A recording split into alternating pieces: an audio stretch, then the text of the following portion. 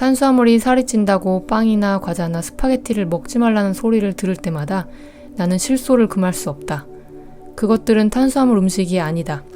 밀가루는 단지 지방과 정제나트륨, 설탕과 각종 화학합성 조미료를 실어 나르는 운반체일 뿐이다. 안녕하세요. 해탈의 민족입니다. 오늘은 맥두걸 박사의 자연식물식이라는 책을 가지고 살 안 찌고 사는 법이라는 주제로 핵심적인 내용들로 이야기를 나눠볼까 합니다. 존 맥두걸 박사는 고기와 유제품을 너무 먹어 18살에 뇌졸중에 걸렸고 친구들보다 20에서 30kg 더 비만이었습니다.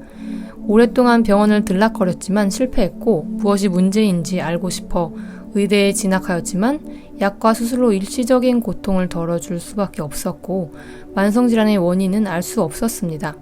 그러나 하와이 사탕수수 농장에서 책임의사로 일하면서 육식과 유제품이 살이 찌고 병이 많아지는 원인임을 알게 되었고 이후 고기와 유제품의 해악을 널리 알리고 자연식물식의 전도사가 되었습니다. 많이 먹어도 살 안 찌는 법, 세상에 그런 다이어트가 있을까요? 그 방법을 한번 찾으러 가보도록 하겠습니다. 여러분은 배고픈 상태로는 절대 다이어트를 지속할 수 없습니다.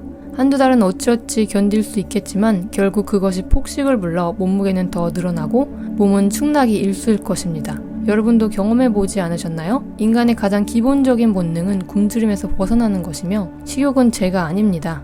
문제는 무엇을 먹는가 하는 것이며 따라서 평생 지속 가능한 방법은 배부르게 먹어도 살이 찌지 않는 다이어트일 것입니다. 음식 조절은 포만감이 핵심이며 공장 음식과 지방과 단백질은 포만감을 주지 못한다고 합니다. 탄수화물이 살 빼기의 핵심이다. 우리에게 거의 알려져 있지 않지만 우리 인간은 과일, 채소와 함께 녹말 음식을 갈망하도록 유전적으로 설계되어 있는데요. 여기서 녹말 음식이란 라면, 빵, 과자 등 공장에서 만든 정제 탄수화물이 아니라 통곡물과 같이 자연 상태의 탄수화물을 말합니다. 성인의 경우 성장에 필요한 단백질보다 에너지에 필요한 탄수화물이 35배가량 더 필요하고 지방보다는 수백 배의 탄수화물이 더 필요하다고 합니다. 탄수화물은 가장 효율적인 형태의 에너지원이며 탄수화물이 풍부한 음식은 단연코 과일과 채소와 통곡물입니다. 우리가 고기를 구워 먹을 때 밥을 찾게 되는 것처럼 여러분이 비록 지방과 단백질을 먹고 있다고 해도 탄수화물에 끌리게 되며 식단에서 탄수화물이 부족하면 우리는 어떤 음식을 통해서든 탄수화물을 더 찾게 되어 있다는 것입니다. 그러나 우리가 서구식 식단에서 벗어나지 않는 한 어쩔 수 없이 엄청난 분량의 지방을 섭취할 수밖에 없으며 살이 계속 찌는데도 포만감은 없고 배고픔은 여전할 것입니다. 자연식물식은 서구의 기름진 식단과는 정반대의 다이어트인데요. 건강에 관심이 많으신 분들은 자연식물식에 대해서 많이 들어보시고 실천하고 계실 것이라고 생각되지만 그렇지 않은 분들을 위해 간단히 설명을 드리자면 자연식물식은 동물성 식품을 먹지 않는 채식이라는 개념과는 조금 다른데요. 이것은 고기, 계란, 생선, 우유, 각종 기름을 먹지 않고 자연 그대로의 식물만을 먹는 채식이라고 생각하면 됩니다. 살아있는 과일과 채소를 주로 먹고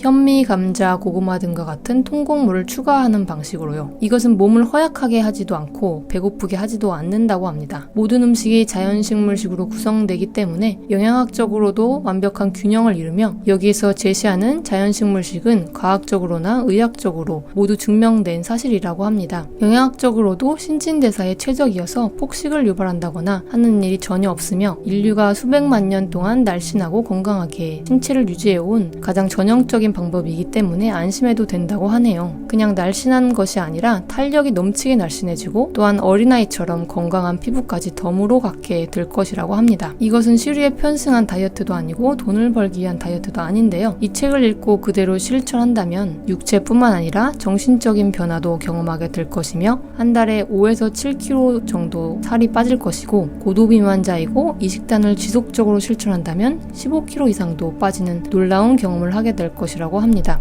이 식단은 지방을 최소화하는 반면에 탄수화물을 듬뿍 제공하여 결국 살이 빠질 수밖에 없다고 하는데요. 각종 과일과 채소와 통곡물로 구성되는 탄수화물을 제공하기 때문에 살도 빠지는 것은 물론이고 건강까지 증진시킬 수 있습니다. 살찌지 않는 지방은 없다. 고기, 계란, 생선, 우유 등과 같은 동물성 식품은 지방이 아주 많은데 이것들을 즐겨 먹는다면 아주 쉽게 여러분의 체중을 증가시킬 것입니다. 항생제와 각종 화학 성분에 오염된 소나 돼지 지방만 위험한 것이 아니라 농약과 오펫으로 오염된 생선을 비롯한 바다고기 또한 매우 위험하다고 합니다. 앞서 언급했던 바와 같이 몸 및 신체 활동을 위해 가장 좋아하는 연료는 탄수화물이며 물론 지방도 연료로 사용하지만 현대인은 거의 대부분 앉아서 생활을 하고 지나치게 지방 섭취가 많기 때문에 그 과도한 지방은 세포에 고스란히 저장되게 된다는 것입니다. 음식 섭취에서 지방의 목적은 세포에 지방을 축적하는 것인데요. 물론 지방은 나중에 에너지로 사용이 되지만 우리가 매일 섭취한 지방의 칼로리 중에서 겨우 4%만이 세포나 호르몬 등을 만드는 데 사용될 뿐이며 3%는 지방 조직으로 전환하는 데 필요한 연료로 사용되게 됩니다. 자, 이제 93%의 지방이 남아있는데요. 이 많은 지방은 어디로 갈까요?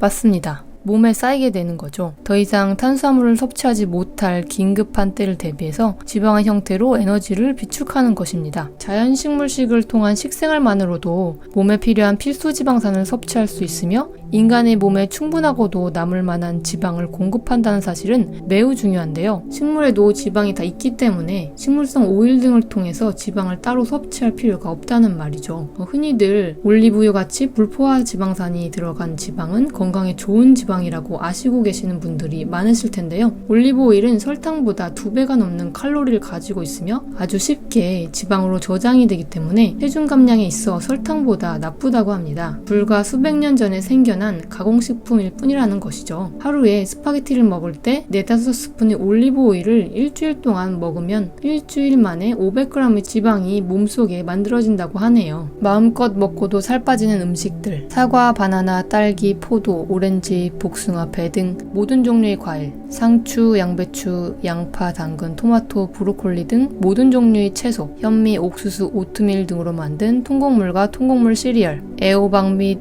호박, 도토리 등 각종 덩굴 식물 및 열매, 감자, 고구마 등 모든 종류의 뿌리식물, 천연소금 및 천연설탕, 그리고 공장에서 만들지 않은 천연 양념 등 모든 종류의 콩가 식물, 전통적인 방법으로 제조한 두부나 된장이나 간장을 제외한 콩으로 만든 공장 음식 등은 지방이 상당히 많으니 피하라고 합니다. 위의 음식들은 지구상에서 다이어트를 가장 효과적으로 실천하는 데 필수적인 음식들이며 이러한 탄수화물을 먹으면 육체적 포만감뿐만 아니라 정서적이고 심리적인 안정감도 동시에 가져다 준다고 합니다. 평생 살 안 찌고 사는 10대 원칙. 첫째, 고기, 생선, 계란, 우유, 유제품 그리고 각종 동물성 기름 등 모든 동물성 식품을 없애라. 동물성 식품에는 콜레스테롤이 지나치게 많고 몸에 필수적인 비타민과 미네랄이 심각할 정도로 부족하다고 하며 또한 우유에 든 단백질은 뼈의 손상을 가져와 골다공증을 일으키고 아토피와 같은 각종 알레르기의 원인이 되며 동물성 단백질은 배설할 때 칼슘과 결합해서 배설되기 때문에 칼슘 결핍을 가져온다고 합니다. 둘째, 모든 종류의 기름을 없애라. 기름은 모두 액체 상태의 지방이고 지방은 몸의 혈관과 세포 조직을 막아서 순환을 방해하고 체중을 늘린다고 하며 인간은 열매나 곡물에 함유되어 있는 지방을 통째로 먹으면서 700만 년을 진화해왔다는 것입니다. 셋째, 모든 고지방 식품을 없애라. 고지방 식물성 식품에는 각종 견과류와 아보카도, 올리브, 코코넛, 콩가루로 만든 식품 등이 있는데요. 이들은 비록 식물성이라 하더라도 지방이 많으며 당연히 지방 조직에 저절로 쌓인다고 합니다. 넷째, 모든 밀가루 식품을 없애라. 모든 종류의 빵, 쌀로 만든 떡, 베이글, 파스타, 프레첼, 크래커 등을 없애야 하며 다들 아시다시피 덜 가공할수록 체중 감량에 좋은 식품인데요. 밀가루처럼 가루로 만든 음식은 칼로리 흡수를 증가시키고 인슐린과 혈당을 무려 3배에서 4배까지 증가시킨다고 합니다. 다섯째, 통곡물과 감자를 먹어라. 여섯째, 각종 콩을 섭취하라. 대두, 완두콩, 렌틸콩 등은 피막으로 둘러싸여 있으며 이런 종류의 콩을 먹으면 포만감을 빨리 느끼게 해주고 천천히 소화시키는 성분 때문에 혈중 인슐린 수치를 항상 낮게 유지시켜줍니다. 일곱째, 녹황색 채소를 식단의 3분의 1 이상으로 채워라. 다른 녹말 음식과 비교해서 초록색과 노란색 채소는 칼로리가 4분의 1밖에 되지 않기 때문에 칼로리를 낮추고 싶다면 녹황색 채소를 늘리시면 됩니다. 여덟째, 요리하지 말고 신선한 것을 그대로 먹어라. 살을 빼고 싶다거나 질병을 치료하고 싶다면 살아있는 음식을 그대로 먹으면 되고 생식을 하면 살이 더 빨리 빠진다고 합니다. 9째, 말린 과일과 주스를 피하고 살아있는 과일을 먹어라. 10번째, 설탕 종류를 절제하라. 백설탕, 황설탕, 과당, 꿀, 시럽 등과 같은 단순당도 살을 빼는 데 방해되는 음식인데요. 케이크, 아이스크림, 쿠키, 초콜릿, 캔디 등 설탕과 지방이 섞여 있는 음식은 우리 주변에 수도 없이 많이 있습니다. 정제 설탕도 문제지만 지방이 듬뿍 섞여 있기 때문에 더 문제가 되는 것이죠. 이러한 음식들은 칼로리 98%가 설탕과 지방으로 구성되어 있으며 정제 탄수화물은 그 자체로도 문제지만 거의 대부분 설탕과 지방과 나트륨과 함께 범벅되어 있다는 데 큰 문제가 있습니다. 먹는 방법 5대 원칙. 첫째, 포만감이 들 때까지 먹어라. 둘째, 풀을 뜯듯이 여러 번 먹어라. 굳이 끼니를 생각하지 말고 여러 번, 6번 이상 간식 먹듯이 먹어도 상관이 없다고 하는데요. 빵이나 과자나 피자를 간식 먹듯이 하라는 말은 아니라는 점은 다 알고 계실 거라고 생각합니다. 여기서 추천하는 음식으로 제한하면서 그렇게 드시라는 말이죠. 셋째, 소화할 시간을 남겨두어라.